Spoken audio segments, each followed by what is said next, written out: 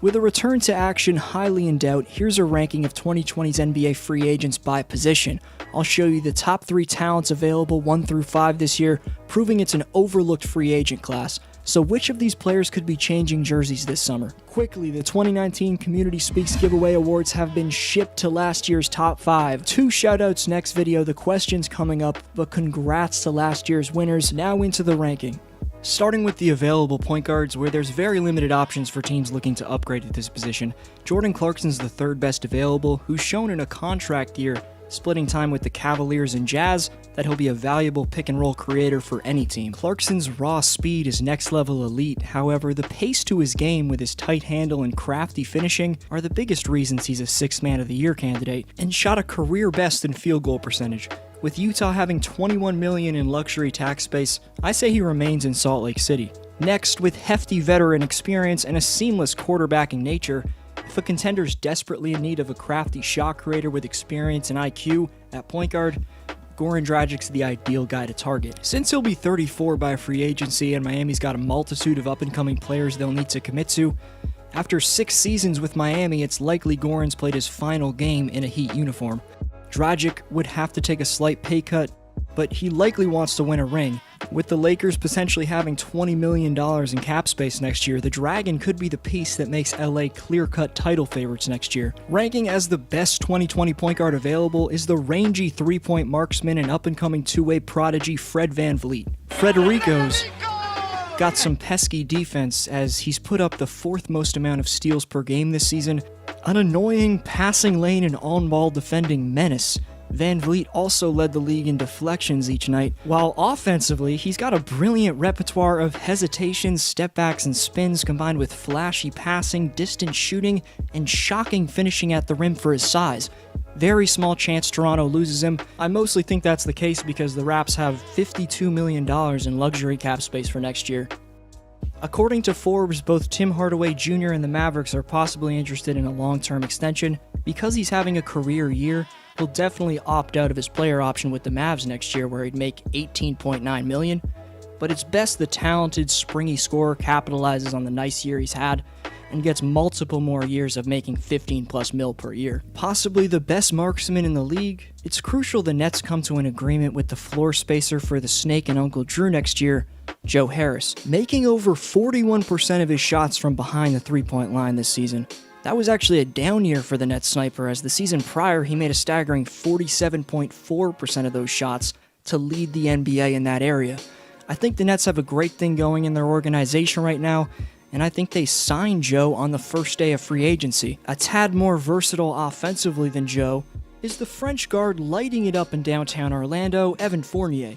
His career high in field goal percentage and 19 points per game have flown completely under the radar, but if you didn't know, Fournier's added many facets to his game. Morphing from a pure shooter from deep like he was in his younger days, Evan now has the ability to escape defenses blitzing him in the pick and roll with either an unforeseen pass or attacks off the dribble. He'll opt out of his $17 million deal to try and earn over $20 million, and I think Orlando commits to him long term. It's not like they have an up-and-coming player at shooting guard who Evan's taking away minutes from. For a while in 2019-20, DeMar DeRozan was the last guard to attempt 16+ field goals per game and shoot over 52% from the floor since Michael Jordan.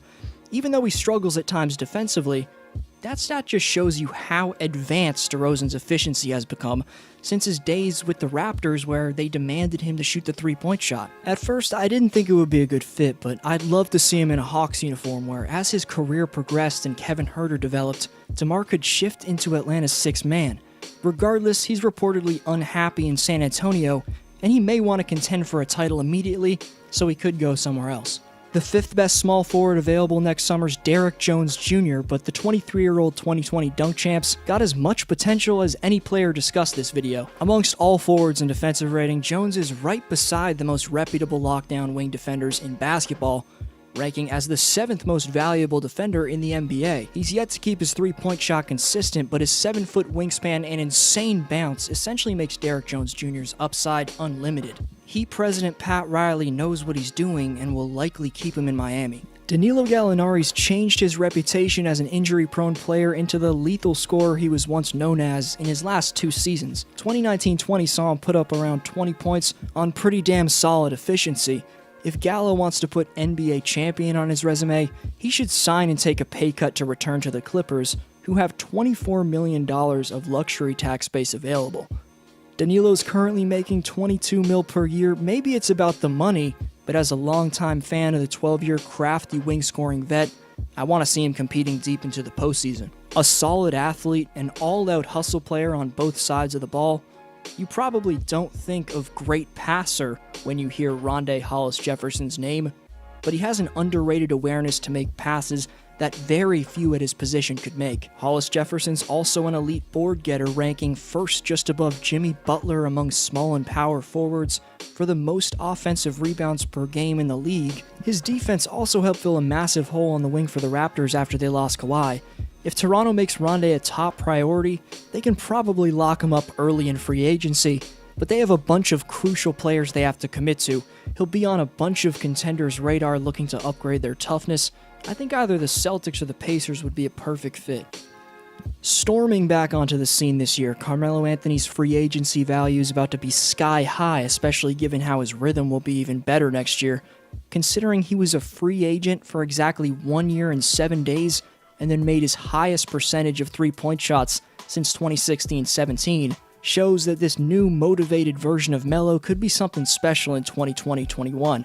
I could see both the Lakers and Clippers making strong pitches to the soon-to-be 36-year-old Anthony.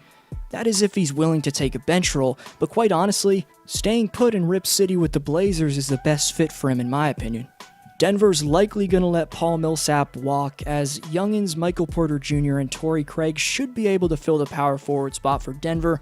I know they're traditionally threes, but this is the new age NBA. That'll allow the recently turned 35-year-old Paul Millsap to secure a fairly heavy bag, because there's very few foremen available and plenty of teams looking for a stretch big as lethal as Millsap can be when he gets it going. I'd like to see him go to the nation's capital to space the floor out for Beal and hopefully a recovered after the outbreak John Wall.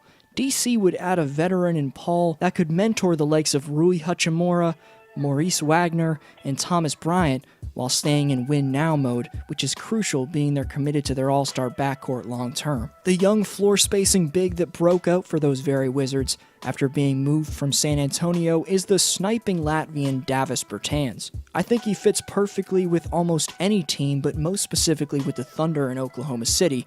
He'd thrive catching and shooting next to Shai Gilgeous-Alexander and CP3, and would be the ideal four-man to have next to Steven Adams in the low post to space the floor out for him. Montrezl Harrell made just $6 million in 2019-20. You can bet he'll be a hot commodity on the market, and he'll be looking to lock in a substantial deal. There's $24 million in luxury tax space for the Clippers to work with. I think they lock up their beastly bench big, but he'll likely get max offers from teams like the New York Knicks, and if it's about the money for Harrell, he'll move on from LA. His 2 Clipper teammates are making $33+ million per year. None of us can blame Montrez if he wants that much as well. He's one of the best finishers inside in the game today, and his hustle's matched by very few players. It's the practical move for Anthony Davis to opt out of his player option with the Lakers to sign the biggest deal long-term while he can. No other teams are getting close to touching Davis this offseason though. I can see the best power forward / center in the game, AD, remaining in the purple and gold for the rest of his career. Leading off and ranked the 5th best at his position in the 2020 free agent class, Aaron Baines in 22 minutes for Phoenix posted career highs in points, rebounds, and three-point field goal percentage. He fit nicely with Phoenix, but the Australian's 33 at this point, and the Suns are still at least 2 years away from reaching contender status. The Miami Heat have an insane amount of 2020-21 cap space and can let their overpaid players Myers Leonard, Solomon Hill, Goran Dragic, and Jay Crowder, who made over $77 million combined this season, walk this summer. So that means the Heat could honestly make a run at a bunch of these free agents mentioned today. Toronto's man in the middle makes the Raptors' offense click with his swift passing and patented perimeter shooting. Despite having an off year shooting the basketball, a campaign in which he also was getting constantly sidelined with injuries, I don't see a reason Masai and Bobby Webster can't reach a deal to keep the NBA champion Gasol north of the border. He's not the Memphis version of himself, but Mark can still get it done when his team needs him most. Because he had an off year, the Raptors could probably get him for a discount. Next is Dwight Howard, and if you're a regular viewer of this channel, you know him as Skinny Dwight. His bounce-back play with the Lakers this year could earn him around $15 million annually, but I think at this point, the 16-year veteran Dwight, who's really seen it all in this league, realizes that the Lakers organization is as valuable to him as he is to them, meaning personality-wise, in the pick and roll, and defensively. He's a perfect fit backing up Anthony Davis, and his chemistry with LeBron is on point. I think Dwight takes a pay cut and returns to Los Angeles for the 2021 season. Hassan just led the league in blocks, and his offensive production was stellar. While Whiteside's defensive rating has dropped off from last year, given the team he's on, he's ranked the 12th most valuable defender at his position. That's still pretty solid efficiency. Last year, though, he led all centers in defensive rating, getting very little credit for that from the media. In my opinion, he's one of the more underrated players in basketball. Down in New Orleans, Jackson Hayes is still developing, and the Pelicans have a ton of cap space. Whiteside could seamlessly step in to catch lobs from Lonzo and nicely play off young killers Ingram and Williamson. As highlighted in my Veterans Bouncing Back Top 10, Serge Ibaka's raised his three-point percentage by 11% and became the first player in NBA history with both 1,500 blocks and 500 threes. Additionally, Ibaka can stick with guards on the perimeter and score in the paint. Without a doubt, he'll be the most desired player who almost strictly plays the center spot, as when Toronto's fully healthy, he's their backup five-man. But the Raptors simply can't afford all four of Hollis Jefferson, Van Vliet, Gasol, and Ibaka, right? Even though Mafuzi Chef's a fan favorite in the six, other teams could outbid the Raptors if they don't make him their first priority. He looked pretty good next to Porzingis in Dallas, but let me know who you think is most likely to change teams this year for the shoutout next video. Many more lists and stories on their way. Even as we get through these tough times, keep watching some intriguing top 10s I've made recently. Also, if you want, go follow me on Twitter and Instagram to stay updated on when I post and much more. This was your boy D Flow. I'll see you next video.